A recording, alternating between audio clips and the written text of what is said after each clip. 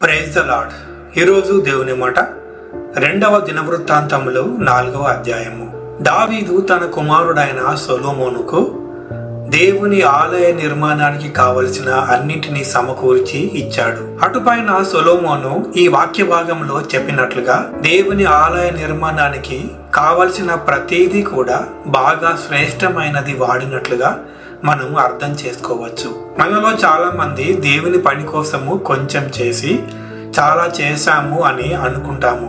అలాగే మనం మాత్రమే ఎందుకు చేయాలి, సంఘములో ఎంతో మంది ఉన్నారు కదా అని వెనకడుగు వేస్తుంటాము. దేవుడు మనకు ఇస్తున్న క్షేమమునకు, ఆశీర్వాదాలకు, అన్నిటికంటే ముఖ్యంగా మనకు ఇచ్చిన రక్షణకు ఆయనకు మనం ఎంత చేసినా తక్కువే అని అర్థం చేసుకోవాలి. కనుక ఆయనకు నిత్యము శ్రేష్టమైనది ఇవ్వటానికి సిద్ధపడి ఉండండి. మీకు చేతనైనంతలో ఆయన సంఘమునకు, ఆలయానికి చేస్తూనే ఉండండి. ఆ విధంగా దేవుడు మనలను మరింతగా దీవిస్తాడు.